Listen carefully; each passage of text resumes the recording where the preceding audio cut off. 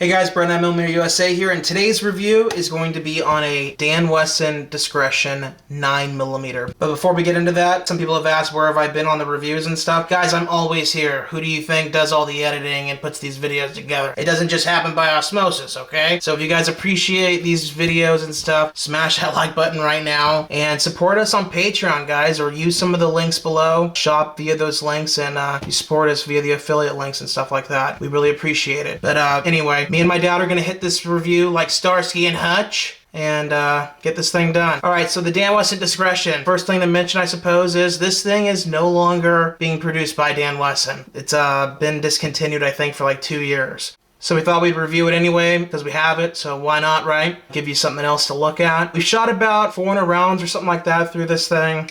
This is my mom's gun. My dad actually bought this for my mom for like their 26th anniversary or something like that.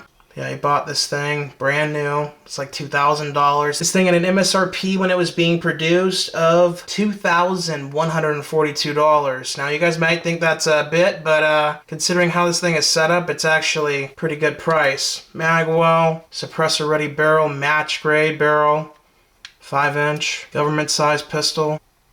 One of the things I definitely will cover is these LOK Grips. These are the thin profile LOK Grips, and I mean they are thin. Look at that thing. This grip is so trim, man.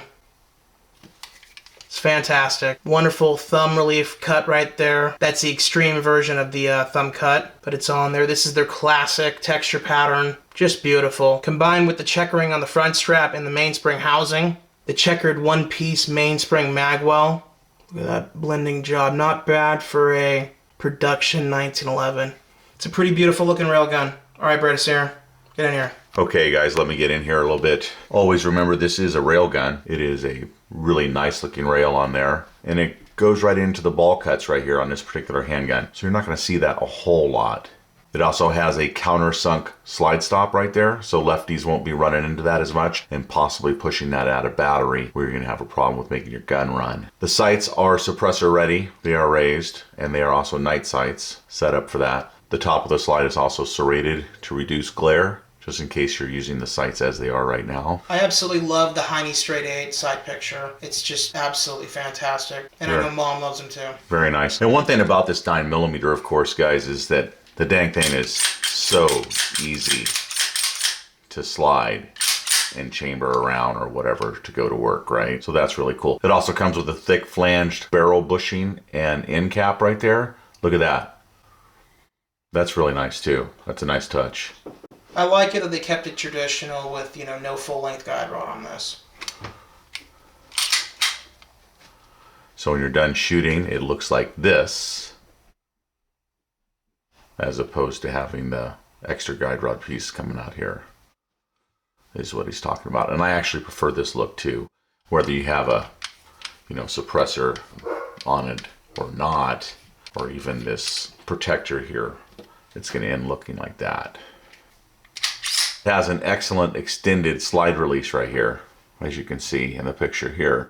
And then did you talk about this excellent safety on this? No, and I also did not mention that all the small parts, and obviously the large parts, talking about your barrel, frame, and slide, are all forged. No member cast. That's one of the great things about Dan Wesson. I think they're still doing that today, is most of the parts are not mem, not cast. So, except if you don't have a duty-coated hammer, it'll rust. That's true. We've ran into that on many. We actually made a video about that too. Some people say we're being, you know, a little too critical about it, but if it rusts that easily, we wanted to point it out because we own 100 guns. And if you own 125 or 30 of them are 1911s and you only have rusty hammers on one particular brand that kind of is above all the rest of them as far as... Or in general, if they're not coated. Like, I mean, how much money is it costing Dan Wesson to coat a hammer, guys? Right. It's them being cheap. They need to do their customer the service and just ante up. Come on now. Right. Obviously, they knew it was an issue. We weren't the only ones talking about the hammers either. There was lots of people that were talking about them. So hopefully, they fixed that. Anything else we want to cover on this 9mm Discretion? Show them how well the grip safety is tuned, because custom shops can't even get this right sometimes. Well, I noticed it's pretty nice, especially here. They could have done a little bit better job with the interface of the safety right there, where it kind of, it's not that it's at an edge, but it almost is. But as far as this is concerned, this is all very well done. Yeah, the blending. But how is it tuned? Like, I'm talking about interface to trigger. Oh.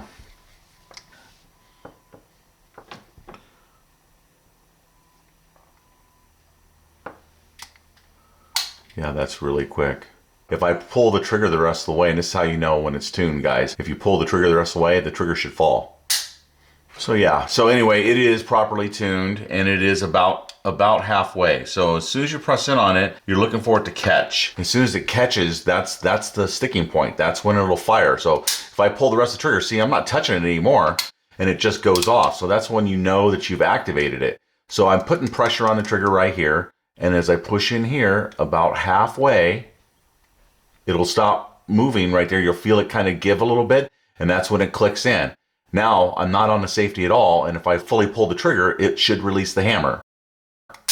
So this 1911 is really ready for some serious work. Yeah. Whereas some of our other 1911s that are true customs, they can't get the freaking grip safety even right, guys. You have to press the grip safety in like you're a novice, 80 or 90%. The grip safety should be tuned to 50%, or in my opinion, honestly, 30 or 40%. So we've had some Springfield armories that are coming straight out of the factory as production guns that are actually pretty well ready done. To go. Yeah, so it is possible. You don't want to get in a situation where if you don't have a full depression on it because you grabbed it in a hurry or you have blood in your hands or anything like that, you know, you got to make sure, and if you're properly trained in 1911, you're going to grab it high anyway, and you're going to activate it. So it may never come into play. But if you don't get it all the way activated, how far does it have to go before the gun goes off? Anyway, it's going to be important to some people, but not so important to others.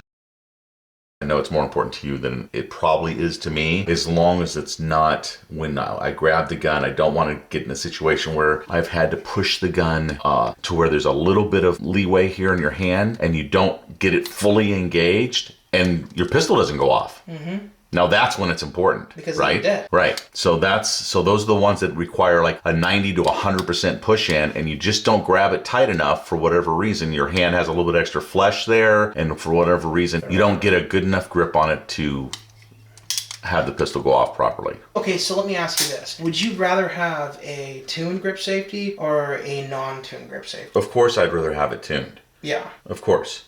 Because if it's halfway tuned, then you get it halfway in, like the pistol is activated right away. It probably adds to a quicker first shot on target. It probably adds to possibly a more accurate first shot on target, or getting the first shot off to begin with. If you don't grab it completely correctly, you know, having the grip safety in 50% of the way and getting that first round off in a defensive encounter could be life and death. Yeah. So yes, I see your point. I think you think I don't think it's important, but I do think it's important. I'm just saying that not all guns come this way, especially on the production side of things, where you're paying between, let's say, guys, $700 and $1,500. Is every one of them going to have a tuned grip safety on it? And I think the answer to that is going to be no. But it does not mean that they're totally, not a good gun. Just look at it and mess with it, play with it, make sure that no matter what your grip is on it, from a really strong grip on it to just more of a lackadaisical grip on it, that you're getting ignition from the trigger and the hammer and then your ammo, because you've got a decent grip on your grip safety. But I agree with you, man. We definitely don't need it to be 80% in, 90% in, or close to 100% in before the trigger activates. Yeah. So my question to you also is, on a $3,000+ 1911, do you expect it to be tuned properly? I expect every custom maker to have a properly tuned grip safety and trigger reset and trigger reset and the whole 9 yards. I mean, otherwise, why are you spending $2,000, $3,000, $4,000, $5,000? You definitely should get what you pay for. And if it's not done correctly to your liking, you should be able to send it back to get it properly tuned for you. Is everybody gonna meet that standard and achieve that for their customers? Well, I think you and I know that some are willing to do it more than others. Very true. Very well said, my friend. Anything else we want to cover? Are we good? The trigger. It's an EGW Gunworks trigger. Yeah. Beautiful trigger. Very nicely serrated. I think that's really cool. Or not serrated. It has like a texture pattern to it completely. Yeah, absolutely wonderfully done. It's got horizontal lines with a vertical line that starts from the top of the trigger and goes all the way down to the bottom. Look at that camera. And look how thick it is. Look how wide it is. And it's very well done. It's a solid metal trigger, as you can see. And these designs that are made into the side of it have been actually cut into the solid trigger. So it's a very nice trigger. And what's it called? An EGW Gunworks trigger? Yep. Let's go for the trigger pull first. So it's all one piece. Obviously, it's basically flat. Very, very close to totally flat, but not quite. Anyway, look at the movement on it. That's all the movement right there. So about 1/8 of an inch till it firms up. And once it firms up, I've already messed with this. There is no give to it. It just breaks like glass. It's fantastic. And then the reset may be one of the best of all the customs included. Watch this reset. It's not even 1/8. I'd say it's almost 1/10 of an inch. And it's audible. You can feel it. It pushes out to it. You're back on the trigger now. It's a wonderful, wonderful trigger. Let's check the poundage real fast. And I know you don't like this, young Beretta, but I do. It just takes a lot of time. It's a lot of editing. It's a lot of things that people don't really appreciate. Well, let's see if they like it or not. You guys comment on it, guys. Because I like to do it, and young Beretta doesn't care that much. 4 pounds, 3.7 ounces. One more time. I won't make you go through 3 of them. Pull number 5. Pull number 3. 5 pounds, 1 ounce. Okay, I'm good. It's a good trigger. Yeah, it's a very good trigger. I mean, and for what it's made for, which is heavy duty use, dude, anyone could shoot that gun. Yeah. Anyone. Yep. Anyone could run that beautiful 9mm. 9mm discretion, made by Dan Wesson, no longer in current production, but you may be able to find them out there available. I know when I looked about a year ago, you could still find a few of them out there, but there's not a lot to begin with. Somewhere around $2,000, guys. Thanks for watching the video. Remember to like, share, and subscribe to our channel here on YouTube, the Beretta 9mm USA channel and the CZ 9mm USA channel. We'll see you guys on the next video. Remember, your Second Amendment is worth protecting.